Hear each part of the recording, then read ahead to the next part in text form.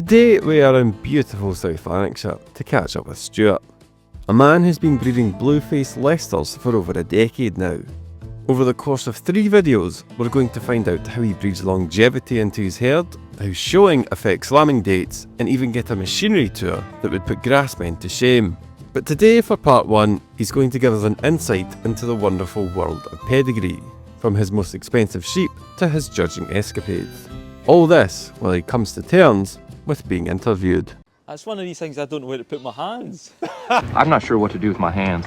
Be good just to hold them down by your side. Yeah, great. Well, we're real happy with what was going on, and at the end of the day, you know, you got to be happy. So today we're down in South Lanarkshire with Stuart. Now Stuart is a sheep farmer and he's going to tell us a wee bit about his farm today. Well, we've got just sheep really, traditional blue-faced Leicesters and North Country Cheviots. But as I say, I've got about 2 dozen Leicester ewes that are they're my kind of pedigree side it, and the Cheviots are. And you've been pedigree breeding for a wee while now? I've been in them 10 years. I've had the Leicesters now, working away with them, trying to get better at them. I think maybe got the basics right by now. But, what took you down the route of going pedigree instead of just commercial? Well, I think basically with the Leicesters, I just, like, ever since I was wee, there was a local man had them, and obviously when you're young, sort of 6, 7, 8 years old, impressionable, aren't you? Aye, I was cycling it. I used to cycle along past this man's sheep quite a lot, and I seen them, and I used to think these were what I would call these kind of funny looking things. Aye. With the big Roman nose, obviously, and the big ears. Big rabbit ears. Aye, and I thought I just quite liked them. I don't really know why. I just took a liking to them. So I'd always kind of been fascinated with them from then on. And we did. Obviously, I kind of started at my mother and father. We need to get some of them. We need to get some of them. But you usually get the sort of we were met with the usual patter like, if you're going to breed them bloody things, you'll need like a sharp spade and a short memory and all this, and they'll want a D and all this. So do you? Well, no comment on that. But no. So long story short, we kind of didn't get them, and worked away with some other breeds. Aye, so your mum and dad already had sheep. Well, they were they'd got some. They got some Shetlands and sort of worked with them for a bit, and then we had some Texels as well. We had a kind of mixture for over the years, just because they hadn't really worked with them much either. They just fancied it. So aye. And as I say, so we never ever got to Leicesters, and then eventually, just one day, kind of not long after I'd left the school, I just sort of had a notion and thought, you know, I think I'm maybe going to try these, get some and see how we go. So, aye. So as I say, I kind of just accumulated some females, and it wasn't just so easy. The traditional Leicesters were kind of sort of in the doldrums a little bit at that point. They weren't very common. A lot of people had put them away in favour of the crossing type, and they weren't so hard to. They weren't very easy to get a hold of. Certainly no breeding females. So I just kind of scraped together what I could for, you know, little places here and there, and you know, I sort of built up a wee flock from that point. And I got a tup for a man, the kind of mentor of mine, Jim Arthur, locally. He kept me right with him in that when I was starting out, and I got my first tup for him and sort of worked away for there, and that was it. That's how we started. So when you're looking at buying or even at breeding them, what is it you're actually looking for? Well, with the Leicesters, I'm probably looking for something you can't get. I know in my mind what I want to be getting, but they're notoriously difficult to breed. So you never get everything in the one sheep like. But as I say, I like them to be obviously have a bit of size about them, good skin, good kind of blue skin on them, nice white clean hair, bit of bone, good mouth and that, just good on their legs, just look like a good sheep basically. Nice and sharp ears, and a good top, but that's basically just described the perfect sheep. There's always something wrong with them, you know. One that you might draw, but you never have. Exactly. I've drawn it in my mind's eye, but I've never bred it yet. But when you're looking at sheep, are you just going off visually? Are you looking at EBVs and that type of thing? No, or is it just, really, no. You're just old school. They're hard enough to get without looking to get figures right. In my mind. Really, it's to say, obviously you're looking at the pedigrees.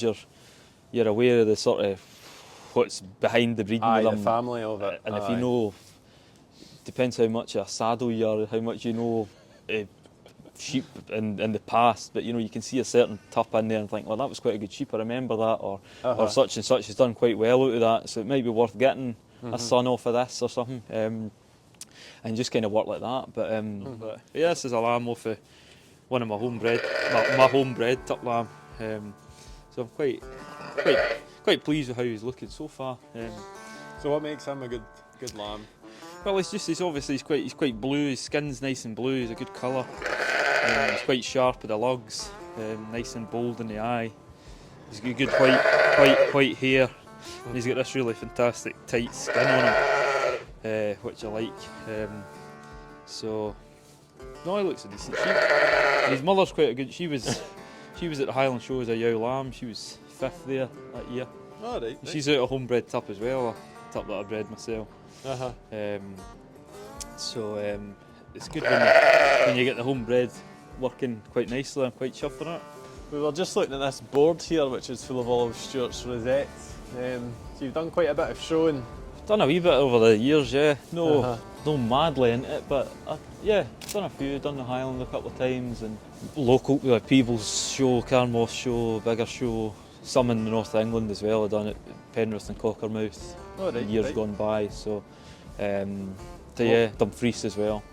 What do you think was your biggest achievement? What one you're most proud of? The biggest achievement with the one top right there, second in for the top right. I would say that's got to be that was when just 2023 there went to Peebles show. More or less since I started showing them in 2015 until now, that show's been dominated by kind of one of the premier flocks in the breed now, like the McCliments.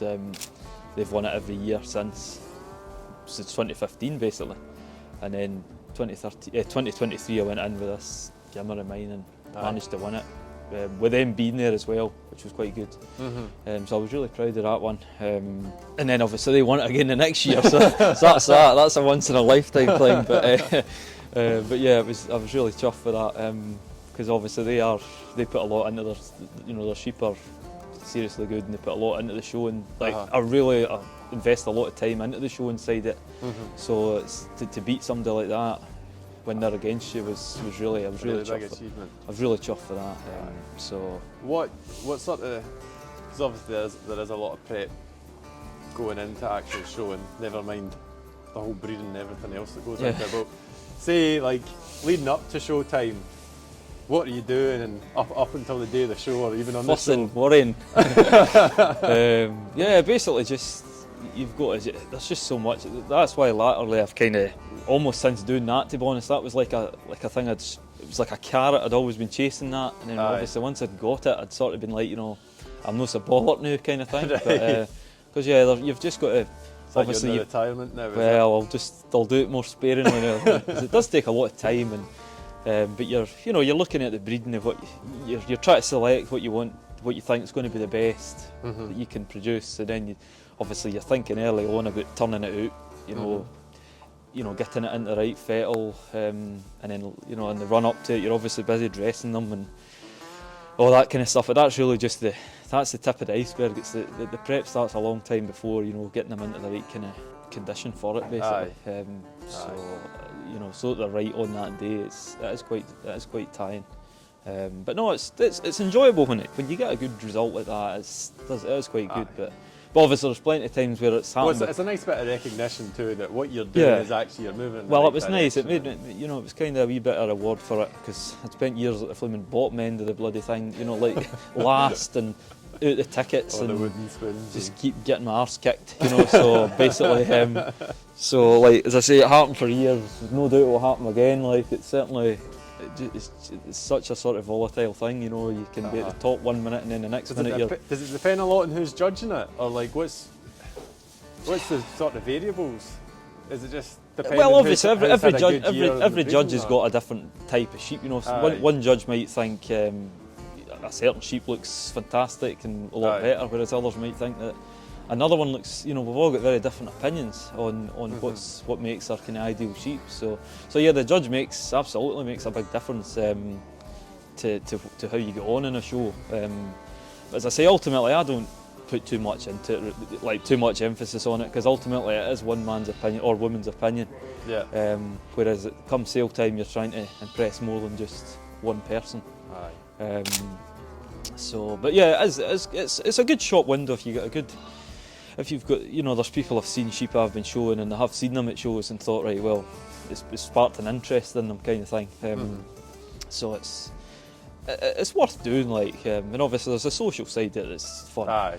Good to get out and about. It's good that you get out in the summer and have a bit of laugh and whatnot. So it is good in that sense. But like I say, I don't, you know, these, and fair play to the people that do it, you know, turn out huge big teams of sheep for shows and that. I mean, that when I won that Peebles, I think I just had 2 sheep. I had the one that won, and I had an old tup that was, well, it was an old stock tup of mine. It was 7-year-old, still going actually, still going strong. But you know, I just basically took him just to be awkward, really, just to show that you could, you know what I mean, just to show that you could still show a 7-year-old tup. So that was him. How did he do? He did all right. He got second, I think, second out of 2. Well, just admit that. But yeah, but he got oh, there was no shame to him. He got beaten by a former Highland Show champion, so there was no shame to him. But aye. And that wasn't a 7-year-old. But no, he looked well, the old sheep, and it was just to kind of. Obviously, I was going to be selling some lambs off him, so it was good to show the sheep off, like, you know. Aye. And you've been invited to go and judge. Yeah, I've done a bit of judging. Yeah, I've judged sales at Carlisle. I've judged sales in Wales. I've judged shows up in Argyll. Well, one show up there. Judged a few other shows. There was a thing last year. This thing they call it the Masham Sheep Fair. Right. It was quite interesting. It was quite good. It was a sort of like a big sheep show, but it's in the town kind of thing, like in the town square. Something I'd never seen anything like it before. But it was really good. I quite enjoyed it. So I got asked to judge the Leicesters at that, and the only problem was though it was in Masham's quite in kind of, I'm not very good with geography, but kind of like somewhere in Yorkshire. Like kind of Dalesy sort of areas. It was a lovely place, but they had a thing whereby all the judges of the different breeds had to judge like the interbreed, right? And they had to score things on points, and obviously they had quite a lot of these sort of local breeds in this show, okay. And I'm wandering about thinking I've no idea what even that is. I really hadn't a clue. So that was the only problem. That, you know, I thought I've never even seen one of them before. But it's all opinion based. So just put down what you want. Well, that's it. I mean, it was really they should really no bother getting me to do that. But 'cause I really didn't. I honestly hadn't a clue. But they were fantastic looking sheep. But I really didn't know what made a good one and what made a bad one. Yeah. Of them, like. But that was interesting that day. But yeah, so no, I seem to get asked. They must think I've done all right. Aye. I can't have done that bad a job before. So. Aye, if you're getting asked. Or they wouldn't ask me again. So get a wee bit more kind of relaxed with it and just sort of decide. Just try and make the best choice you can, kind of thing. And you were telling me something earlier, which I thought was quite interesting. When you're buying tups, you're saying you're more going for an older tup than a younger tup. Yeah, well, it's kind of.